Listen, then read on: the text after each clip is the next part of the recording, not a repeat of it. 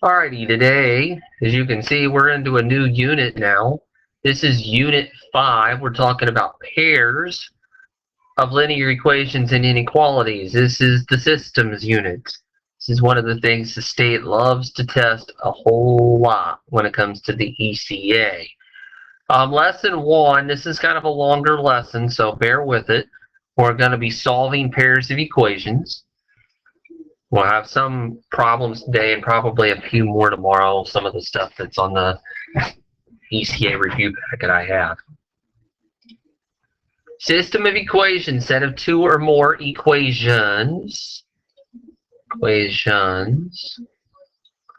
that must be solved at the same time. We're going to look at all three methods. We've got graphing, we've got substitution, we've got elimination. Kind of depends on what they're asking for. If you get some, never mind, I won't say that. Depends on the way it looks. If it looks like it could be easy to graph, you would want to graph it. If it's a variable solved all by itself, like a y equal to or an x equal to, you want to do substitution. Elimination if their x and y are on the same side. We'll explain more about that when we get to it. Example number 1. The dreaded story problem. You need to print posters for a community event. This magical Stellar printers will charge you a $300 setup fee plus $1 per poster. And then whatever you want to call that, Artemis, sure. Printers will charge you a $200 setup fee plus $1.50 per poster. What we need to do is we need to get a set of system of equations, 2 equations. It's going to give you the total cost of each company to the number of posters printed, and we're going to want to graph it, and then what does that solution actually mean, where it intersects. This one will intersect.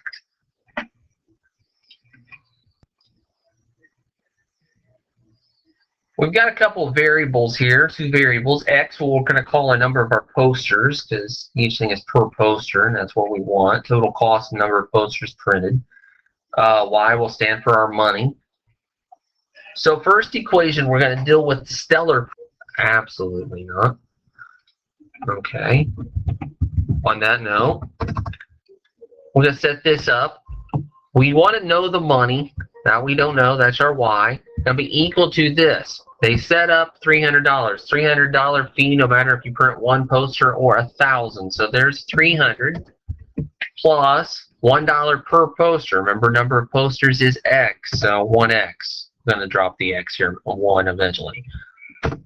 Next one, we have the Artemis printers. Same setup, it's Y equal to, because we're trying to figure out the money. We're going to take 200, because that's the setup fee, again, regardless of 1 poster or 500, plus $1.50, 1.5 times the number of posters, X. So that's our 2 equations. To be honest with you, substitution would be a ton better, but it doesn't tell you to do that. We want to graph this one. So give me a second. I will pause this and get a graph here. Okay, now when we try to graph this thing, we're going to do this a little bit differently than we probably normally would. The Stellars are, hang on. Sorry about that. Got to change my scale here. Our y-intercept is 300. So we're going to go up 300 to start. Now this is where it's going to look a little different. 1 over 1 is our slope. Now I can change this. My scale is going by 25s. You could switch it by 20s, 30s, 40s, 50s, whatever. So 1 over 1 is the same as saying 25 over 25. That way I'm consistent with my scale. So up 1 over 1 is still the same thing, except now we're in terms of 25 and 25. Keep doing that. Up 1 over 1. Up 1 over 1. You don't need to go all day, but we're going to do some things there.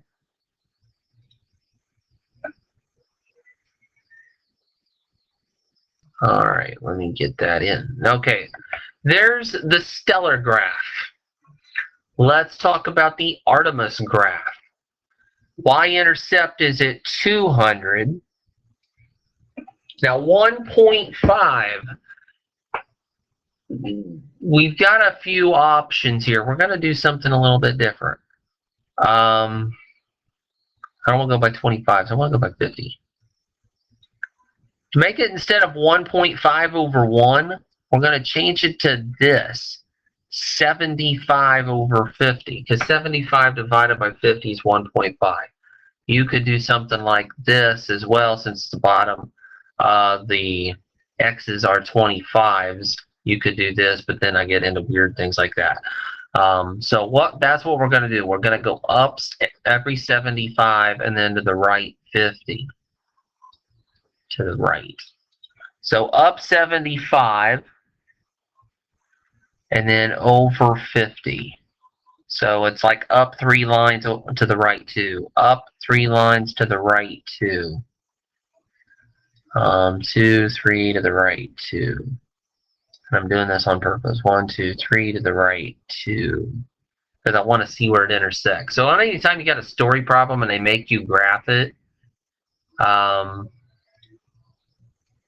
what I would suggest is to do more points with your slope than normal.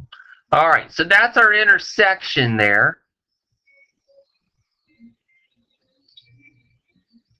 Right there. The x-coordinate is 200. The y-coordinate is 500. So that's its intersection point, but that's not really telling me what I need to know. This is where part B comes into play. What does this solution mean? X stood for number of posters, so what this means is this. At 200 posters, the cost is the same.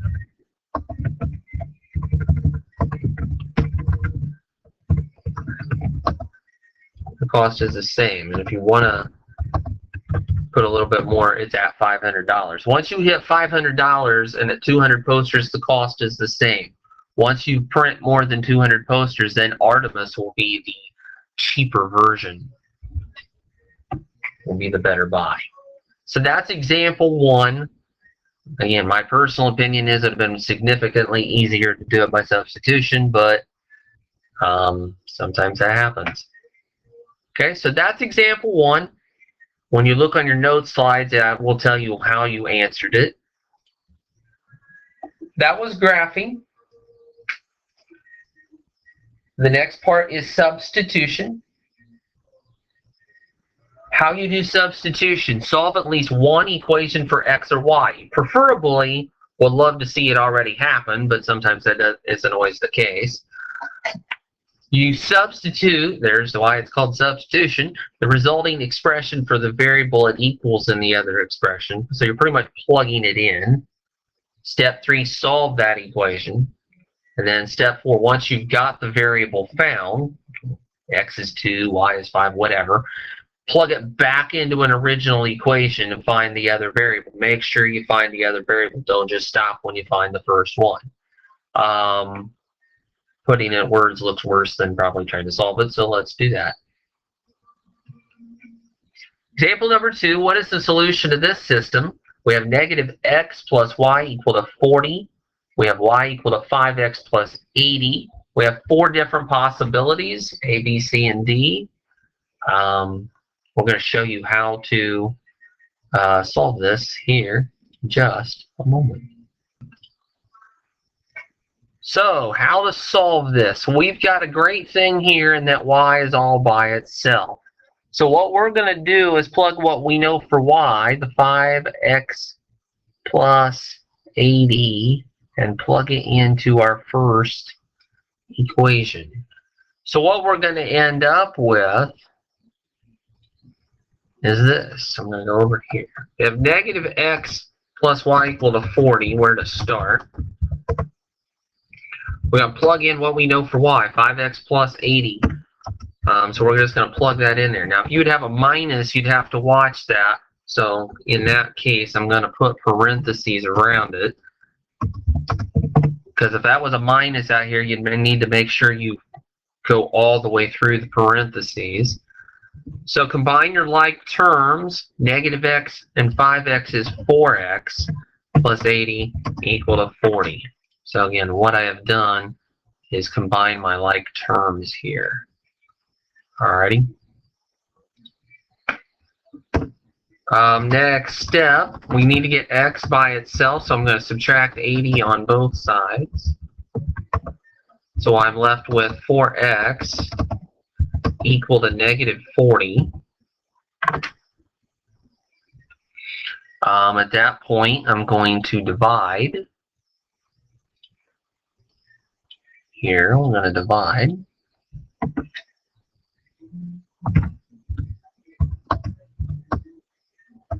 By both sides by 4. That way we can get some more things canceling that I did earlier. 4's cancel, x will drop down. Negative 40 divided by 4 is negative 10. Obviously, we know what the answer is, but we're going to pretend we don't know that. Once you've got x, make sure you go back in and plug in for y. It doesn't matter which equation you plug it in for. I'm just going to go into the second one because I can. We had this, y equal to 5x plus 80. You could have picked the first one. Really didn't matter. You're going to get the same answer anyway. Plug in negative 10. So 5 times negative 10, what we've got here, and then plus the 80. Multiply. 5 times negative 10 is negative 50. Plus 80. Combine these two, negative 50 plus 80 is 30, and that's your y. You can leave it like this, x is equal to a number, y is equal to a number, that is perfectly fine. If you put it as an ordered pair, that's fine too. Usually they're pretty accepting of both. Obviously our answer is C. Now, if you get to a point you have absolutely no clue ever how to solve these things, go back in, if it's multiple choice, go back in, plug them in, and see which one works. Use it to your advantage. All right, that's substitution. Quick example of that. And let's move on to our next stuff. We have the elimination method. Now, there's two parts to the elimination method. What you do is you either add or subtract. Now, what we're going to do is always add them so we can avoid the subtraction mess. To eliminate, that's why it's called elimination, one of the variables so you can solve for the remaining variable. And use this method when x and y are both on the same side. So let's get to our example. What is the solution of this system? 4x minus y equal to 7. We have negative 4x minus 2y equal to 2. So we're going to solve this here in just a minute, more or less. So what we have to do, the ideal scenario for you to have is that you see the same numbers just with opposite signs. One's a positive, one's a negative. So we have that. Because if you would add these together, the x's will go away, which is exactly what you want. This is elimination. So we're going to cancel out our x's. Negative y, negative 2y, added together is negative 3y. 7 equal to 2, 9. One more step here to solve for y. Divide both sides by negative 3. And then these cancel. Y drops down. 9 over negative 3 is negative 3. So we have a choice of either B or C. So we need to go back in and find x. It really doesn't matter which one. If there's an easier one, pick it. There's really not an easier one. I'm going to go with the top one. We have that 4x minus y equal to 7. Now you got to be careful here, because what we've got is a minus a negative 3 equal to 7. Remember, minus the negatives plus positive, so it's really 4x plus 3. Then you're going to get rid of it by subtracting 3.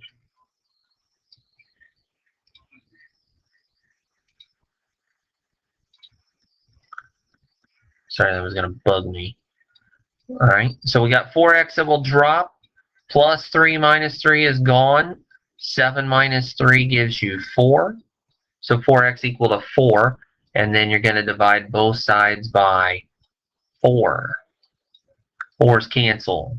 4 divided by 4 on the right side gives you 1. So x is equal to 1. So x equal to 1, y equal to negative 3. Obviously, your choice has to be B.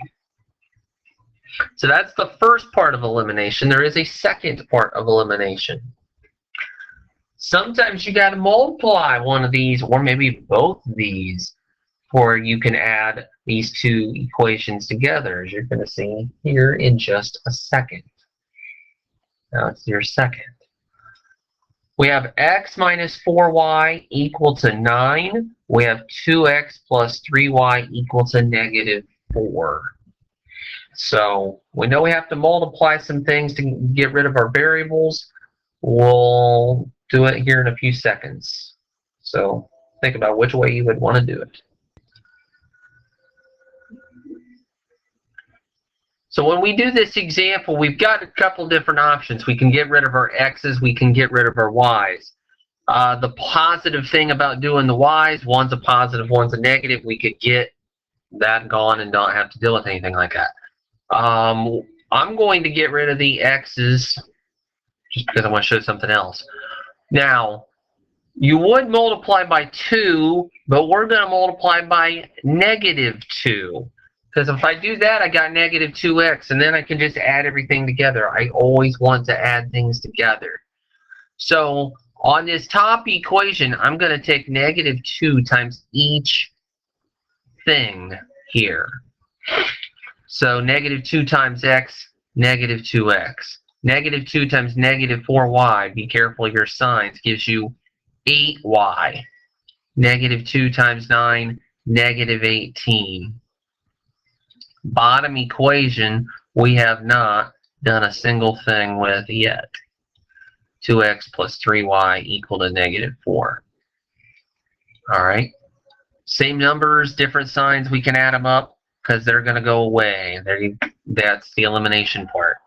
8y plus 3y, 11y. Negative 18, negative 4, negative 22. Last step for this part, divide both sides by 11. 11's will cancel, y drops down. Negative 22 divided by 11 is negative 2. Now again, we know what the answer is, but we're going to play dumb here and not act like we know what the answer really is. We need to go back in and find our x. Really doesn't matter on this one either. I'm just going to pick the top equation this time. Doesn't matter. You're going to get the same answer regardless. You should get x as 1 no matter what. Plug in your negative 2. So we got x minus 4 times negative 2 equal to 9. Again, be careful of your signs. Negative 4 times negative 2 is 8. So we have x plus 8 equal to 9. And then you've got to subtract 8. Subtract 8, and then x will be equal to 1. And that's where 1, negative 2 comes into play at. So good old-fashioned C is our answer here. All right.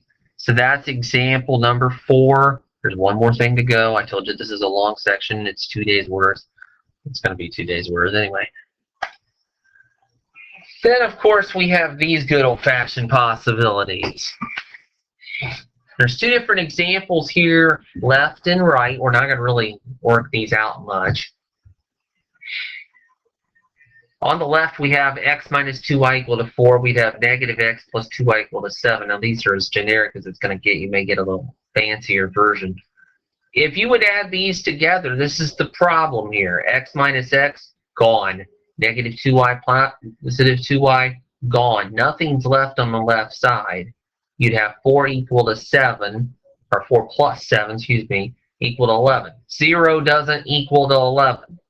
If you get something like that where it's like never going to happen, 2 equal to 5 or something like that, that's when you get a no solution case. Off to the right here, if you would add these up, negative 4x minus 6y equal to negative 10, 4x plus 6y equal to 10. If you add everything up, everything's going to cancel. The odds of that happening are not very good, but let's just suppose that happens. 0 equal to 0. If you get a true statement, 0 equal to 0, 3 equal to 3, stuff like that. If the variables are all gone and you have a true statement, then you will have this. It depends on the book you have as well.